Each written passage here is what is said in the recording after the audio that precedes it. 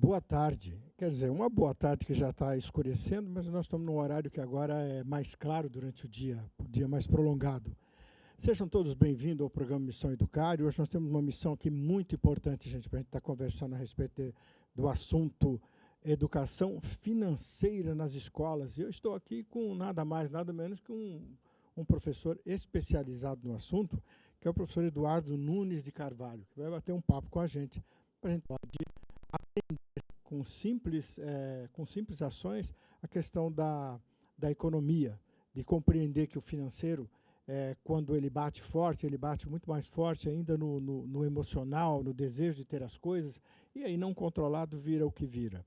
E o Eduardo Nunes, ele é professor e palestrante, sócio da Numeric Contadores, contador pela FEA, USP e pós-graduado em controladoria, membro da Sociedade Brasileira de Eubiose.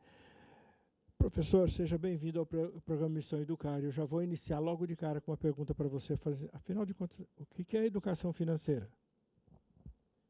Boa tarde, professor Dirceu Moreira. Obrigado pelo convite. É uma honra estar aqui de volta ao PTV. E vamos direto e reto à sua pergunta. O que vem a ser educação financeira? Financeira é o processo de levar conhecimento do participante, do indivíduo, ao uso consciente do dinheiro e de materiais com informação, formação e orientação.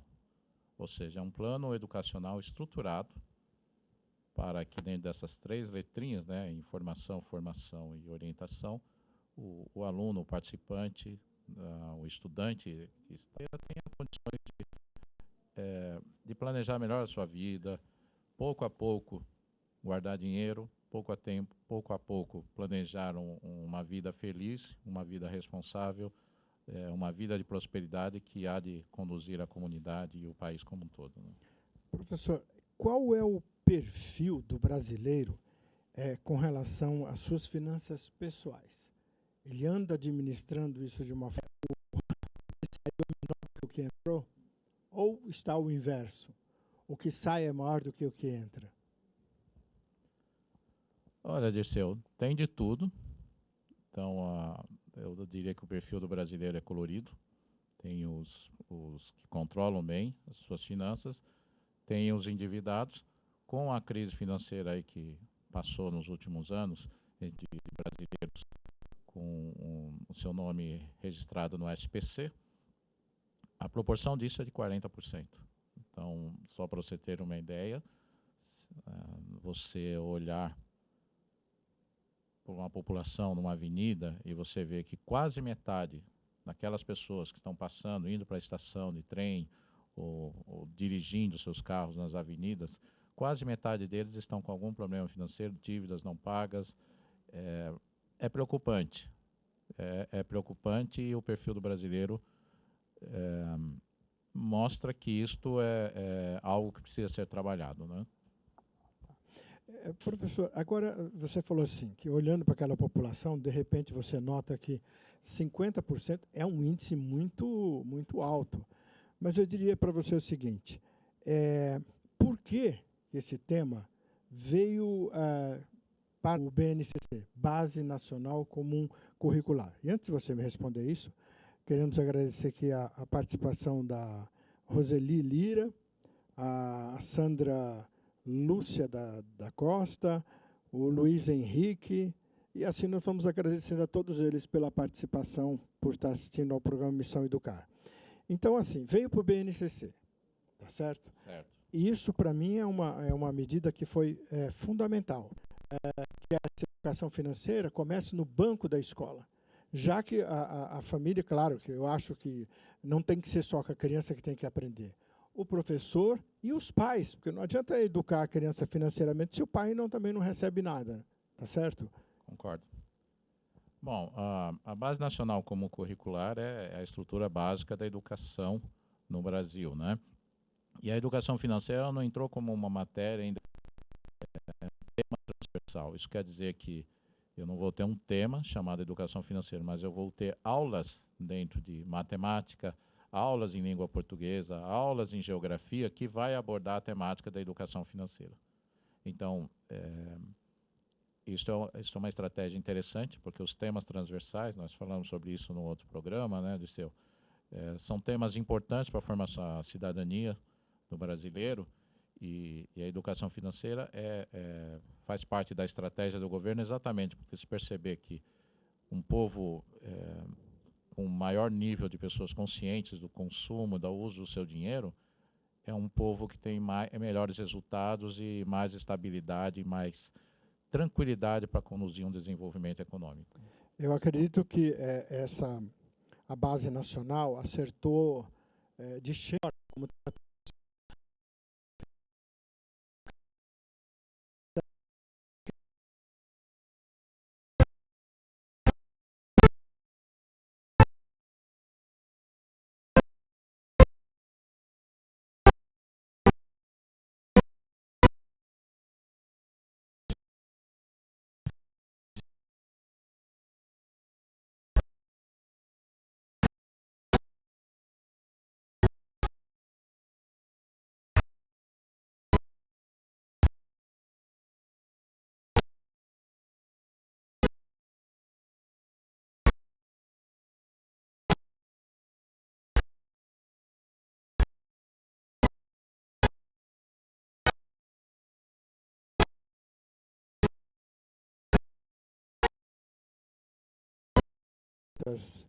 O José Barros, a Rosângela, a Lígia Cristina, a Elisângela Gonçalves, o Ivan Carneiro e o Marcos.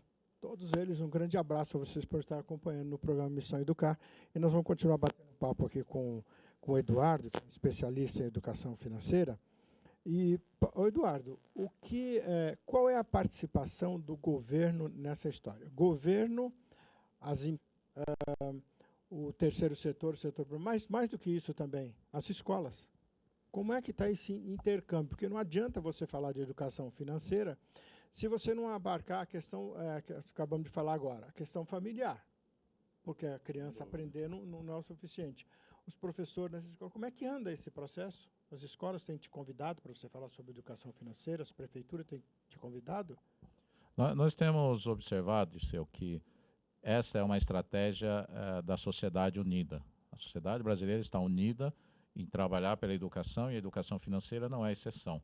Então, o governo criou o ENEF, né, Estratégia Nacional da Educação Financeira, e com isso ele está se articulando com a iniciativa privada, que tem muitos consultores financistas, o setor bancário tem empenhado vários esforços, grandes empresas, e o que você vê? Que também o terceiro setor, várias ONGs, organizações, estão preocupadas em fazer com que o brasileiro mexa melhor com o dinheiro, entre com menos problemas, para que as coisas avancem e avancem firme, né? Então, é uma aliança dos três setores, né? E que chega no quarto, que é o povo, né? Mas assim, Eduardo, as escolas, por exemplo, do modo geral, hoje, que são obrigatórias, a gente tem visto algumas ações, né? Mas vai fazer esse confronto consigo mesmo. Tipo, caramba, estou administrando de uma forma adequada os meus recursos, né? Porque o professor realmente, além de que em tese, não vou dizer todos os estados, não tem a sua remuneração de uma forma condigna. E com isso, ele tem que dar nó em pingo d'água. Uma dica agora. Depois a gente continua falando das outras dicas. O que o professor deve fazer, o que o aluno, o que o pai, o que quem está nos assistindo deve fazer para... Eu acho que a dica de ouro, a gente já entendeu que a solução da educação está em apoiar o professor, porque o professor é um agente crítico importante nessa transformação, né? Caro professor, busquem no ENEF, na plataforma, cursos à distância, né? Cursos online. Você vai encontrar um aplicativo chamado Taoso, que é um aplicativo numa linguagem descolada, uma linguagem própria para o aluno. E dessa linguagem, Dirceu, e dessa forma lúdica, o aluno aprende muito mais sobre finanças, conceitos mais frios. Agora, é claro que eu tenho que ler livros, tenho que trabalhar conceitos frios. Mas quando eu tenho isso na forma dinâmica, eu conduzo, faço isso com que o aluno use o seu intelecto para buscar essas coisas. Elas não chegam de maneira estruturada, mas elas chegam porque ele está procurando. Então, a história da busca do autoconhecimento aplicada à educação financeira, né? Pensando essa questão da educação financeira sob um outro ponto de vista, que é, você até comentou isso comigo, e tem uma pergunta relativa a isso. A questão do relacionamento com o dinheiro. Vamos falar um pouquinho dessa questão do relacionamento com o dinheiro. Eu explico para você por quê e você faz o seu comentário. Ok. Se uma pessoa tem uma imagem de que o dinheiro é uma coisa muito ruim, que o dinheiro vamos dizer, o dinheiro não traz felicidade, ela criou uma série de crenças negativas em relação ao dinheiro. Para uma pessoa como essa, o que é que você diria para ela dessimplificar essa cabecinha dela, que está totalmente, não conjecturada de uma forma errada, mas de uma forma negativa, porque o dinheiro não traz mal, não traz malefício para ninguém. Quem faz o malefício é o ser humano, não o dinheiro. O dinheiro é um objeto. O dinheiro é uma ferramenta, então é um instrumento, é um meio de troca que tornou mais eficiente as coisas. E o que acontece? O dinheiro, por ser eficiente, ele acabou se sobrepondo a todos os outros meios de troca, e hoje a gente está vendo meios de troca digital que tem amplificado ainda mais o uso do dinheiro. Olha, ele pode ser um agente do mal se você fizer mau uso dele, mas ele também pode ser um agente do bem. Então, quem vai conduzir o bem ou o mal é a forma como você lida com o dinheiro, a forma como você entende que dinheiro envolve responsabilidade, que dinheiro envolve materialização das coisas, viabilização das coisas. Então, quando eu tenho dinheiro, eu consigo viabilizar. Mas mesmo quem tem muito dinheiro não consegue fazer grandes coisas se ele não ter um projeto, se ele não ter o bom ou mau uso vai mais do indivíduo, vai mais do coletivo, às vezes é um comportamento coletivo também. Uma ganância desenfreada pode trazer consequências. Mas a vida é sábia, a vida tem causas e consequências, né? E como falar um dia como hoje, um dia vermelho de enorme perda na Bovespa, crise mundial, aí a baixa substancial do valor do preço do barril do petróleo, afetando toda a economia global. Você vê aí a ameaça do coronavírus com consequências impactantes na economia. Então, você vê oportunidades de testes, estresse que a gente chama, né? De você se autoconhecer e de você ver como você lida com o dinheiro. Porque nessas horas, são horas extremas, são horas que você pode ver que uma ganância desenfreada pode estar cobrando seu preço nesse momento. De cada Eu até diria para você, pegando uma carona no coronavírus, esse vírus ele é tão frágil que ele consegue, com a fragilidade, talvez não atinja o ser humano. Esse vírus atinge mais a economia, parece, né? Ele gosta de dólar, gosta de real, mas que ele ataca ali, ele forma uma colônia e vai desagregando tudo, causado uma desestabilização muito coisa. Comporta diante das crises. Ele não para pensar. Ele não para analisar e aí vai na onda das coisas que estão acontecendo. E isso é obviamente que vai interferir na economia. E se interfere na economia global, interfere na economia do nosso país, do Estado, do município, até chegar ao indivíduo. E isso, de uma certa forma, também leva a pensar uma coisa, Eduardo.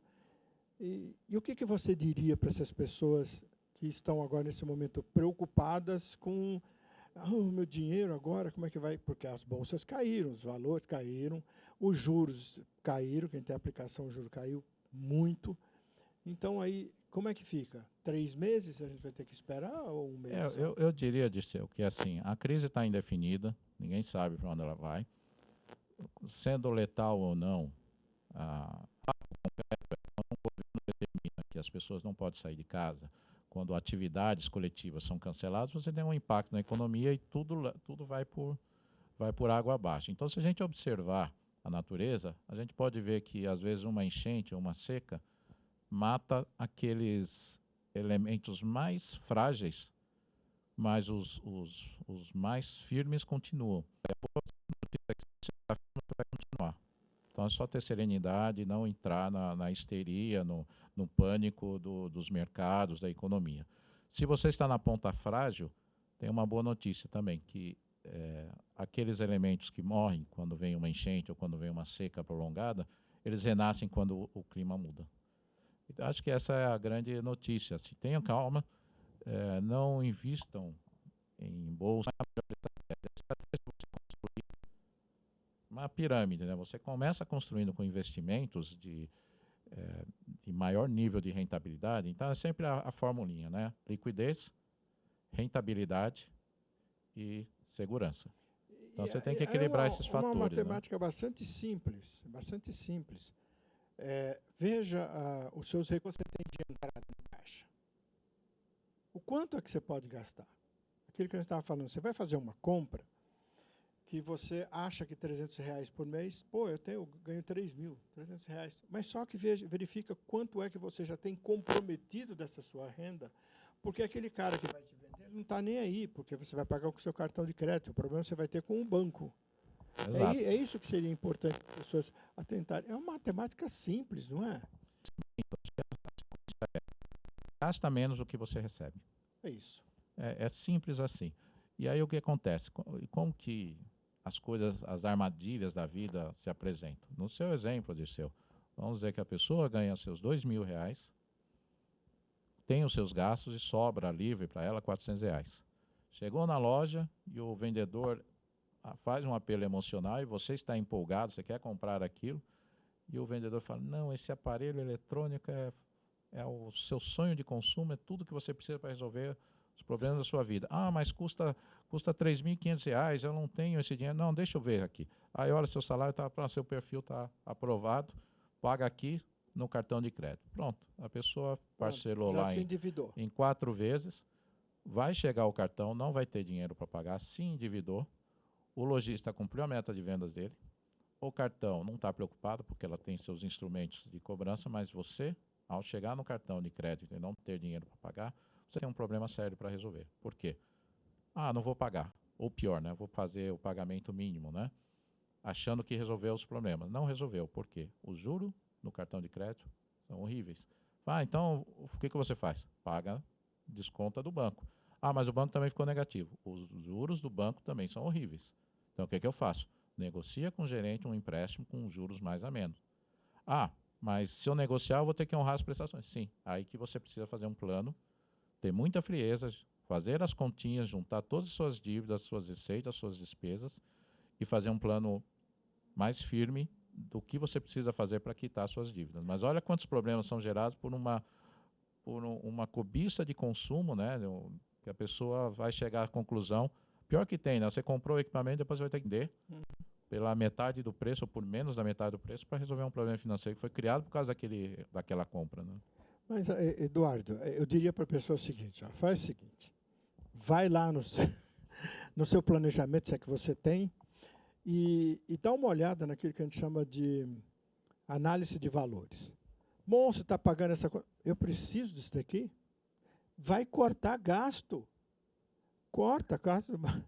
Qualquer gasto que você corta, comece a pensar em cortar esses gastos. Porque ela vai, às vezes, de repente, dar a televisão da internet, não sei o quê, não sei mais o quê, porque tem TV, você tem um Smart 4, esquece. Vai lá e cancela a TV, já sobrou R$100 a mais por mês. Então, essa análise, por que as pessoas não fazem essa análise? Que é bem simples. O que está acontecendo? A gente está correndo. Nós vivemos uma época que a correria é imensa. Você não tem muito tempo de pensar, é muita ação, muito trabalho. Mas mesmo assim, isso é importante você seguir essa dica que o Dirceu está comentando, de parar, fazer um planejamento. Por exemplo, vou fazer supermercado, faz uma lista da compra do supermercado antes de ir no supermercado. Ah, mas eu estou com uma sede. Não, não vai. Não vai no supermercado com sede. Não vai. Não vai com fome, não vai na farmácia com dor, porque você vai tomar decisões emocionais, até inconscientes, e aí quando você abrir o olho e enxergar o que você fez, você vai notar que você comprou muito mais do que devia ter comprado, e aí destrói seu orçamento doméstico. Então, é uma questão de ter um planejamento, ter um pouquinho de controle e ter disciplina. Essa que é a regra, né? Muito bem, estamos aqui já na...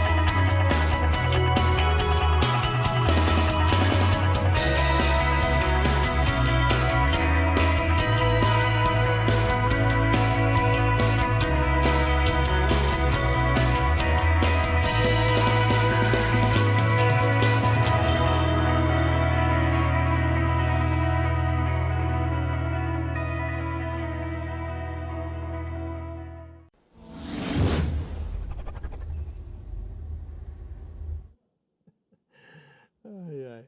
Eu estava vendo aqui, tenho que agradecer todo esse pessoal que está assistindo ao programa, mas eu perdi o fio da meada, porque isso é tanta gente, eu vou tentar aqui agradecer de um modo geral, gente, a todos vocês que estão nos assistindo, ao programa Missão Educar, porque isso realmente ajuda bastante a gente, incentiva.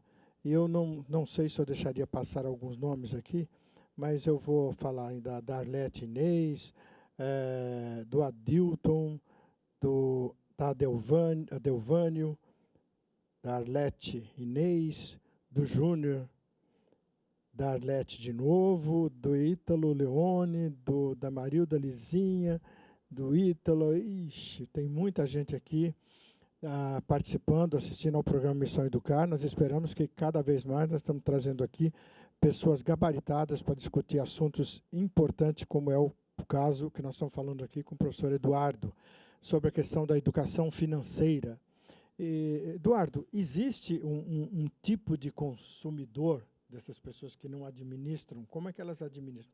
Tem uma classificação dessas pessoas que administram as suas finanças? Isso independente de ser, independente de a gente estar falando em relação ao professor, ao aluno, não importa a idade, porque tem um perfil. E esse perfil, mesmo que numa criança, é internalizado. Sem dúvida. Dirceu, a gente poderia classificar em 5 tipos, mas para ficar nas 5, tá? Não vamos estender. Mas em 5 você teria a pessoa despreocupada, a maneira como ela lida com as finanças, ele seria classificado como despreocupado. Você tem a figura do camaleão, que é o que se vira nos 30, né? O cara que tem que, tem que arrumar R$30 hoje para pagar uma conta, ele se vira e arruma um dinheiro e paga. Esse é aquele cara que mata um leão por dia? Pode ser. ou como que é? Ganha dinheiro para o almoço, mas falta o dinheiro da janta, tem que... É o cara que está sempre correndo, paga aqui, cobre aqui, descobre ali, ele está sempre buscando e ele não sai desse círculo vicioso. Eu diria que o despreocupado é o melhor personagem para você fazer ficção, né?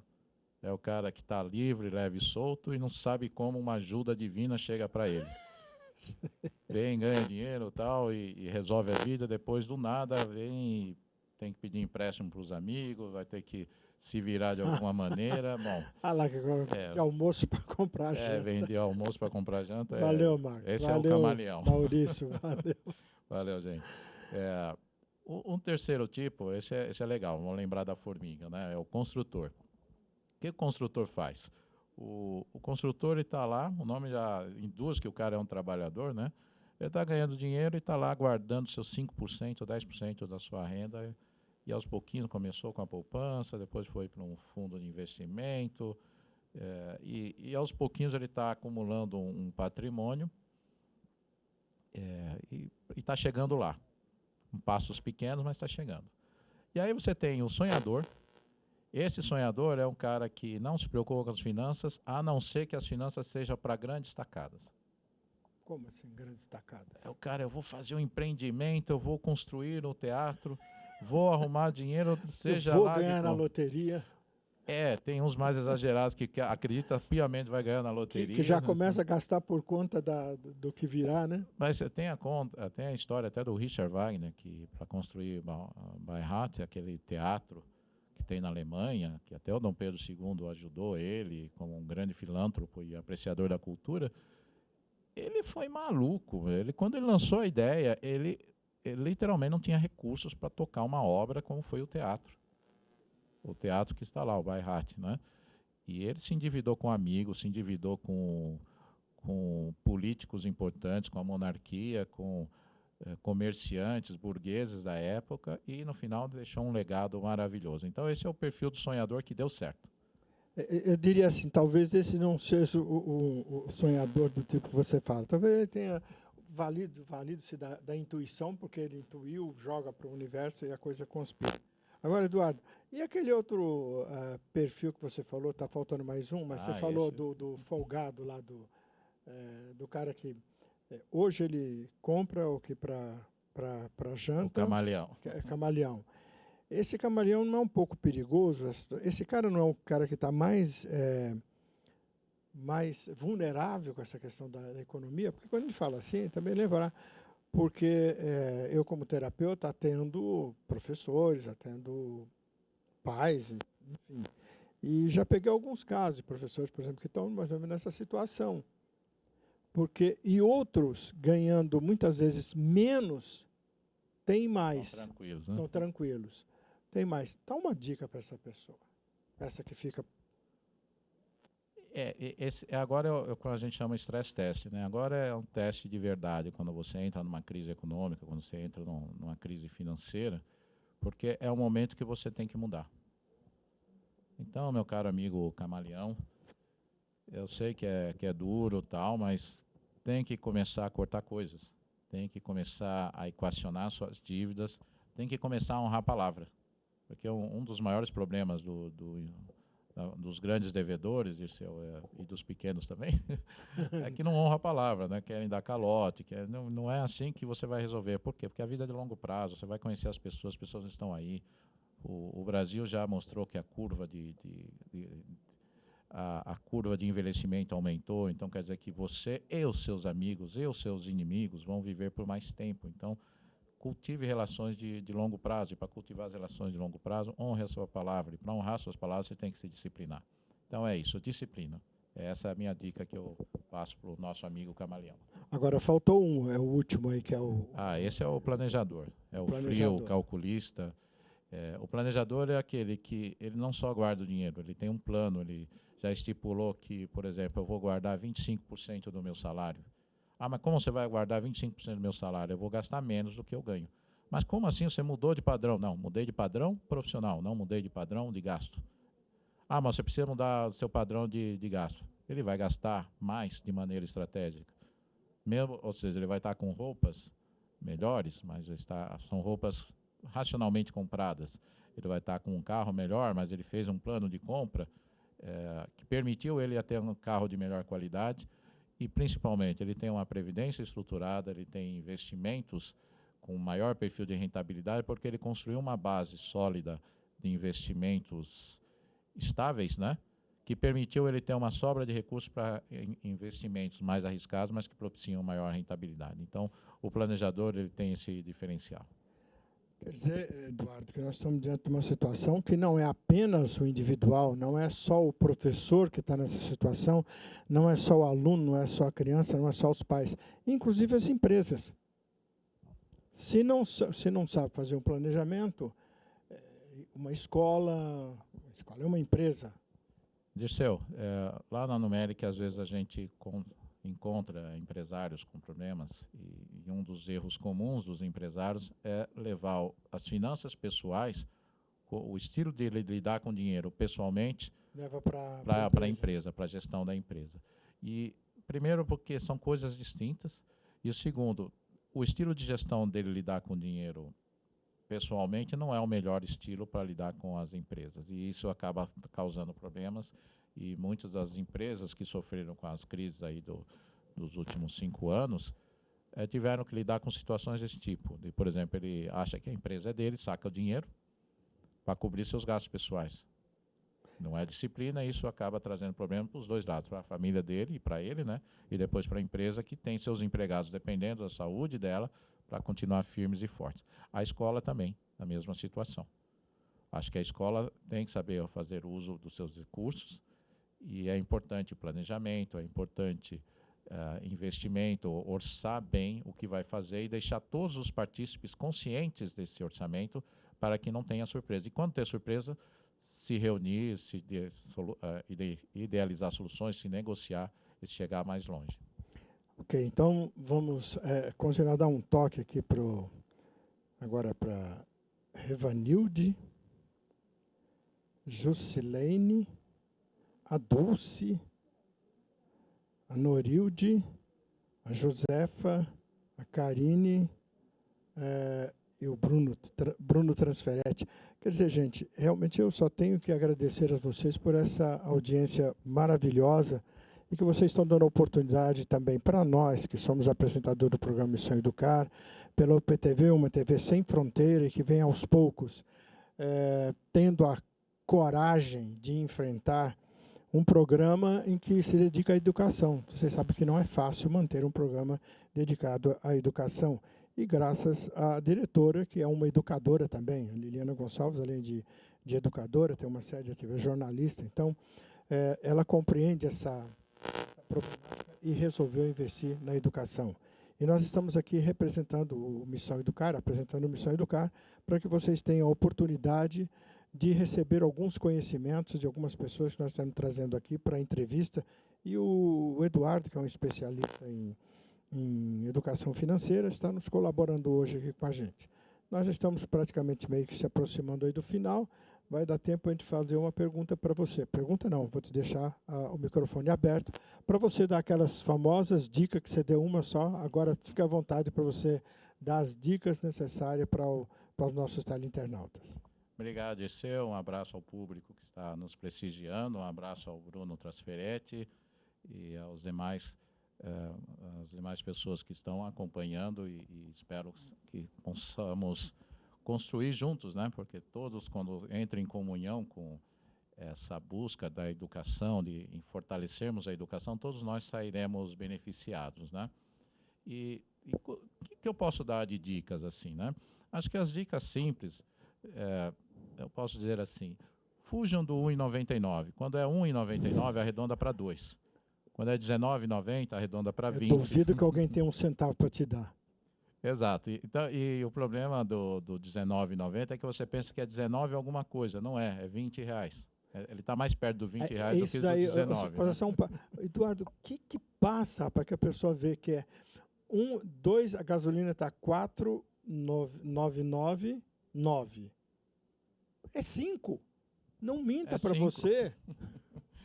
Mas é que o apelo de marketing, o apelo comercial, o apelo psicológico, ele é forte no comércio, nos serviços. Então, quando você lida com isso, né, acostume-se, esse é um macete, né, de arredonda, o 4,99 é R$ 5. Não, mas não conferi lá, foi 4,99. Não, sim, foi 4,99. Mas você tem que mentalizar que isso está te custando R$ 5. Porque se você pensar no 5 e não no 4 alguma coisa, você vai entender que é 5. Que 5 custa mais do que 4 alguma coisa. Se você fizer 50 compras com 1,99, você considerar sempre o redondo, você economizou no final do mês R$ 1, R$ 2. Esse exemplo é perfeito. 1,99. Eu comprei 5 itens. Deveria ser R$ 5 alguma coisa. Não, é R$ 10. É R$ 9,95 que você vai pagar. Ou seja, você praticamente arredondou 10 e na sua cabeça estava 5, né? Acho que as dicas importantes são essas. Você não vai ao supermercado com fome, não vai num estabelecimento com sede, com dores. Você tem que ir no seu estado de consciência normal, com um planejamento, tendo uma noção concreta das coisas. E se você conhecendo o seu perfil de consumo, ele é ótimo. Quando você faz um plano de telefonia, se você sabe se usa mais voz ou usa mais dados, quando você conhece o seu perfil, é muito mais fácil negociar na operadora aquele perfil que te propicia maior custo-benefício do que você acreditar no plano que o cara te ofereceu, porque ele acha que aquele é o seu plano ideal. Então, você tem que conhecer as regras. Então, quais são as dicas aí? Eu falei do autoconhecimento, eu falei do gastar menos, né? Tente negociar.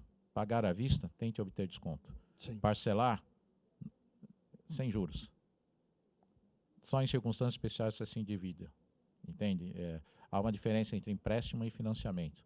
Empréstimo é porque você está precisando do dinheiro. Financiamento é um fomento, é um recurso que vai para algo que vai te desenvolver. Seja no seu negócio, seja na sua escola. Porque que quando você consegue um financiamento na escola, a gente chama de financiamento, porque o dinheiro que está custeando os seus estudos é o dinheiro que vai te propiciar você a ganhar dinheiro no futuro e se desenvolver profissionalmente e, mais uma vez, beneficiar a família e o entorno, né? Outras dicas, planejar e planejar. Tem que planejar, gente, não tem para onde fugir. Planejamento e controle. E aí você tem que abraçar as tecnologias.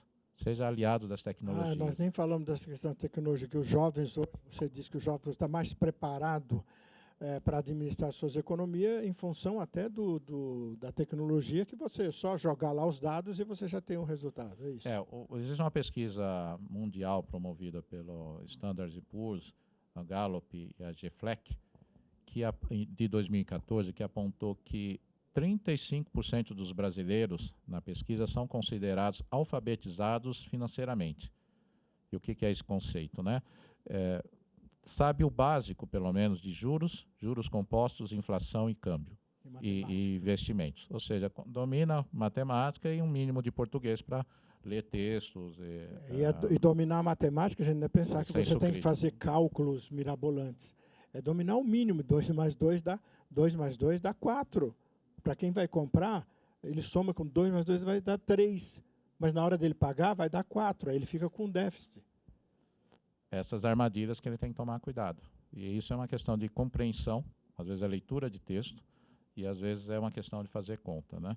Isso, só para ter uma ideia dessa noção da pesquisa internacional, o Brasil está no meio do caminho, tá? Os países desenvolvidos estão lá na frente, o Brasil está em 77º, numa lista aí de aproximadamente 150, 140 países, né? Mas tem país na Europa que está com um índice menor, pior do que o do Brasil. Mas ainda assim, gente, quando você pensa que 35% dos brasileiros na pesquisa são considerados alfabetizados financeiramente, significa que o dobro disso, quase o dobro disso, ou seja, 2/3 da população não são alfabetizados, não sabem conceitos básicos de matemática. Isso é muito sério, isso é um desafio de implantação muito importante para nós, né? Então, e aí as tecnologias que entram que ajudam, né? Tem aplicativos, tem aspectos lúdicos, como eu te falei aí do Taosso, né? Para as crianças aprenderem a lidar com finanças. Tem aplicativos de simulação de mercado, simulação de compras, de controle dos seus gastos, que integra com a conta bancária. E aonde entra a boa notícia aí? A boa notícia é que a nova geração que está chegando aí, ela está mais preparada para lidar com finanças do que as gerações anteriores. A nossa geração, né, de seu, e a geração depois da nossa não está tão bem preparada quanto essa geração que está chegando agora. Por quê? E uma parte disso é a facilidade de lidar com as ferramentas, os gadgets, né, tecnológicos. Né? Ok, nós estamos praticamente chegando no final do programa Missão Educar. E, Eduardo, eu gostaria que você desse as suas considerações finais para o encerramento do nosso programa. Dirceu, eu deixo o meu agradecimento por participar da UPTV. Deixo a dica mais uma vez para vocês entrarem em vários sites, como o do ENEF, que tem vários materiais didáticos, que esse desafio educacional os professores poderão vencer, tem ajuda. E se está difícil, busquem ajuda. A sociedade civil e várias iniciativas empresariais estão dispostas a ajudar o governo nesse sentido. Para você ter uma ideia, tivemos na Semana de Educação Financeira promovida pelo ENEF, em 2017 atingiu 3,6 milhões de pessoas. No ano passado, 2019, atingiu 70 milhões de pessoas. E as iniciativas, que estavam em torno de 3 mil, chegaram a 14 mil. Então, temos aí boas notícias, então sejamos serenos e vamos vencer isso no nosso dia a dia. Ok, nós estamos chegando realmente ao final do nosso programa e a gente queria dizer uma coisa para vocês. Olha, o impulso da emoção de adquirir alguma coisa, de comprar alguma coisa, é um impulso muito superior à nossa inteligência. Por isso que transborda essa problemática, por que nós estamos endividados.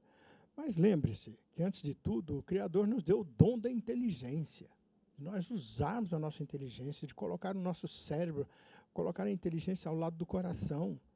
E aí você equilibra. De repente, você não precisa comprar 5 pacotes de bolacha, você precisa comprar só 2, ou 1, ou talvez naquela semana você não vai comer bolacha. Para encerrar para vocês, eu diria assim, gente, vamos pensar um pouco mais antes de a gente tomar uma iniciativa.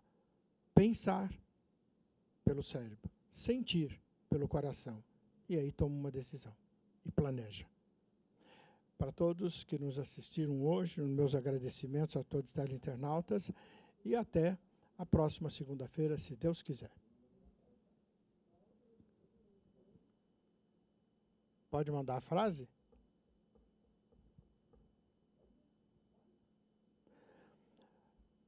O homem não é sábio porque sabe, ele é sábio porque ama. Então, se você ama a si mesmo, controle os seus gastos antes que seja tarde. Um abraço a todos.